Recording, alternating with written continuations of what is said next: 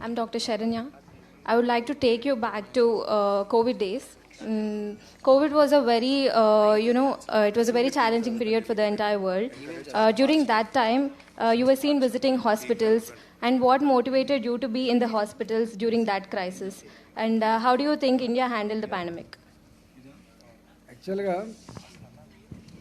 మనిషికి ఒక అహంకారం ఉంటుంది. నేను చంద్రమండలం మీద అడుగు పెడుతున్నా. Today is the era of genome, today is the era of science and technology. ఇవాళ జెనెటికల్ మాడిఫికేషన్స్ ఎట్లా వచ్చినాయో డాక్టర్గా వారికి తెలుస్తుంది. కానీ ఎంత శాస్త్ర విజ్ఞానం పెరిగినా ప్రకృతి ఎంత గొప్పది, ప్రకృతి ప్రకోపిస్తే మనిషి ఎట్లా విలవిల్లాడుతాడో సజీవ సాక్ష్యం కరోనా. కరోనా ఫస్ట్ వచ్చింది చైనాలో. చైనా మీద చాలా నమ్మకాలు ఉంటే ప్రపంచవ్యాప్తంగా వాళ్ళు బాగా శ్రమ చేస్తారని, చాలా ట్యాకిల్ చేస్తారని చెప్పి ఉన్నది. అక్కడ కరోనా వచ్చినప్పుడు 30 రోజుల్లో 1000 పడకల కరోనా హాస్పిటల్ కట్టిండు. మీకు ఐడియా ఉండాలి. చైనాలో కట్టినప్పుడు ఒకవేళ భారత్లో కనుక వచ్చి ఉంటే శవాల గుట్టలు అవుతాయి అని చెప్పి ప్రచారం జరిగింది. అమెరికా, సెకండ్ వరల్డ్ కంట్రీస్ అయినటువంటి బ్రిటన్, ఈవెన్ ఇరాన్, ఇట్లాంటి దేశాలు గిలగిల కొట్టుకున్నాయి. మీకు మీరంతా అప్పుడు చిన్నపిల్లలు. మీరు నాకు తెలిసి కొంతమంది 7th class, 8th class, 10th class వాళ్ళు ఉండొచ్చు. కొద్దిమంది మాత్రమే ఇంటర్మీడియట్ వాళ్ళు ఉండొచ్చు నాకు తెలిసి. మీరంతా హై స్కూల్లో ఉన్నారు. మీరు మొత్తం ఇళ్ళకే పరిమితం అయిపోయారు. బయటికి పోయేటోళ్ళు కాదు. మొత్తం పేరెంట్స్ మీరంతా కూడా ఇళ్ళకే పరిమితం అయిపోయారు. ఎప్పుడు టీవీ పెడతారా, టీవీలో ఏమవుతుందా అని చెప్పి ఆందోళనకరంగా చూసేది. కొంతమంది పిల్లలకి తెలియకపోతే పేరెంట్స్ అడిగేది, ఏందమ్మా మనం బయటకు ఎందుకు పోలేకపోతున్నాం, ఏమైతే కరోనా అంటే ఏంటిదని చెప్పి ఇట్లా. అంటే నాకు తెలిసి మీ అందరికీ ఏదో రకంగా ఈ కరోనా మీద కొంత సంపూర్ణమైన అవగాహన ఉంది.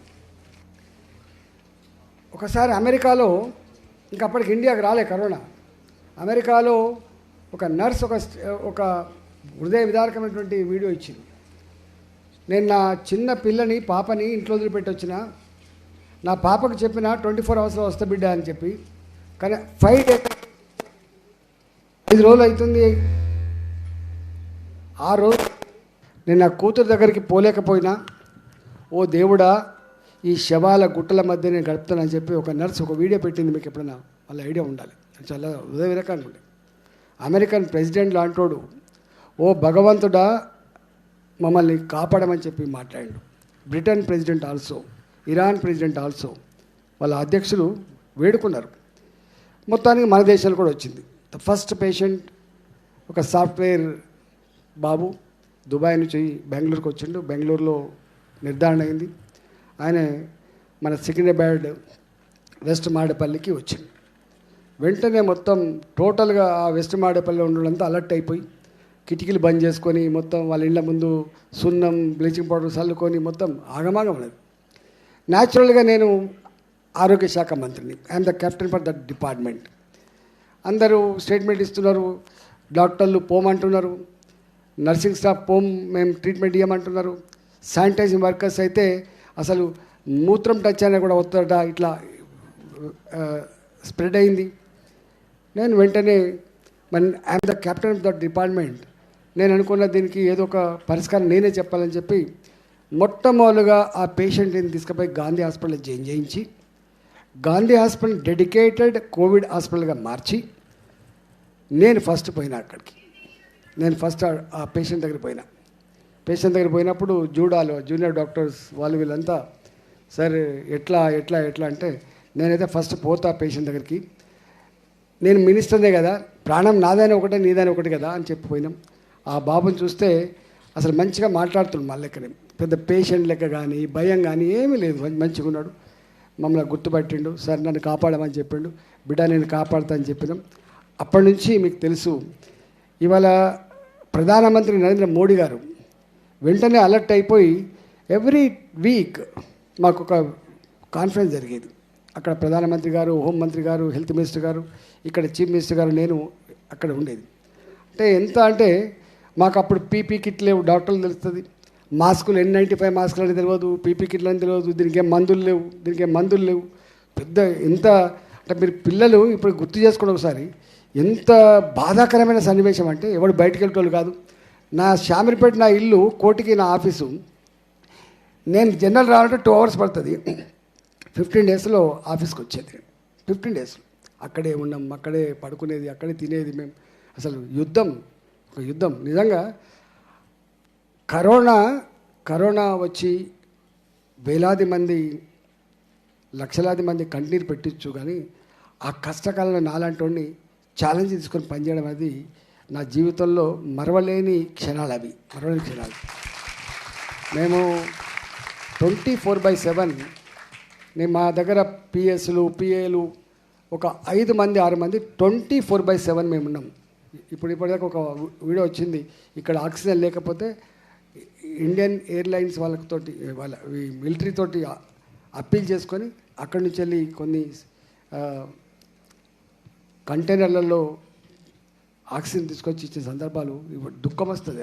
అంటే తలుచుకుంటే దుఃఖం వస్తుంది. అనేక మంది వీడియోలలో రాజేంద్రనాథ్ నాకు అందుతలేదు, నాకు గ్యాస్ అంతలేదు, నాకు ఆక్సిజన్ అంతలేదు, నేను చనిపోతున్నా అని చెప్పి ఈ చెస్ట్ హాస్పిటల్ సన్నదనగర్ నుంచి కానీ గాంధీ హాస్పిటల్ కానీ పోయిన సన్నివేశాలు చాలా ఉన్నాయి. ఏది ఏమైనా ఒకటి మాత్రం సత్యం ఏంటంటే, దేశంలో మోడీ గారు కూడా దీనికి మందేం లేదు, ఉన్న ఏకైక మందు ధైర్యం తప్ప ఇంకోట్లేదు. అందుకని అప్పుడు వారు కానీ మేము కానీ చేసిన మొట్టమొదటి పని ఏంటంటే ధైర్యంగా ఉండడమే, ధైర్యం చెప్పడమే అని చెప్పి మేము ఆ పని చేయగలిగినాం. సరే, ఉన్నంతలో మీకు తెలుసు, భారతదేశమే ఆ దానికోసం వాడబడ్డ మందులు ఏవైతున్నాయో ఆ మందులు అమెరికాకు కూడా సప్లై చేసింది మన దేశం, గుర్తుపెట్టుకోండి. ఆ సందర్భంలో అప్పుడు మోడీ గారు ఇంత భయానకమైన ఈ పరిస్థితి నుంచి వెళ్ళి దేశం బయటపడాలి, మళ్ళీ పూర్వంలాగా మళ్ళీ పనిలో పడాలంటే వ్యాక్సిన్ కావాలని చెప్పి, మీకు తెలుసు మన దేశాన్ని థర్డ్ వరల్డ్ కంట్రీ అంటారు. Third world country, first world country America, Russia, second world country France, Britain, China, ఇట్లాంటి. థర్డ్ వరల్డ్ కంట్రీ అంటే మనం, బంగ్లాదేశ్, పేద దేశాలు. కానీ అలాంటి థర్డ్ వరల్డ్ కంట్రీ మోడీ గారి నాయకత్వంలో వ్యాక్సిన్ తయారు చేయాలని చెప్పి, ఇది ప్రైవేట్ వ్యక్తులు తయారు చేయలేరని చెప్పి, దీనికి వేల కోట్ల రూపాయలు ఖర్చు అవుతుందని చెప్పి, రీసెర్చ్ కష్టమని చెప్పి, ఆ రీసెర్చ్ మన ట్రెజరీ నుంచి డబ్బులు తీసి, భారత ప్రభుత్వ ఖజానా నుంచి డబ్బులు తీసి అనేక కంపెనీలకు ఇచ్చి అతి తొందర ప్రోటోకాల్స్ ఉన్నప్పటికీ కూడా ఈ యుద్ధ సందర్భంలో, ఇది ఎమర్జెన్సీ సందర్భంలో పాత పద్ధతులు పక్కకు పెట్టి కొత్త పద్ధతులు అడాప్ట్ చేసుకొని వ్యాక్సిన్ తయారు చేసి మన దేశంలో మాత్రమే కాకుండా 98 దేశాలకు వ్యాక్సిన్ అందించిన దేశం భారతదేశం, గుర్తుపెట్టుకుంది. అప్పుడు అది చెప్తే ఒక నిమిషాలు ఉడిచేది కాదు. ఎందుకంటే మేము సంవత్సరాల తరబడి అసలు మా యుద్ధం, మేము చేసిన శ్రమ మామూలు శ్రమ కాదు అది. అందువల్ల ఈ దేశంలో ఇవాళ భారత్ ఆ వ్యాక్సిన్ తర్వాత ఇవాళ చాలా వేగంగా అభివృద్ధి చెందిన దేశంగా పేరు వచ్చింది కరోనాలో.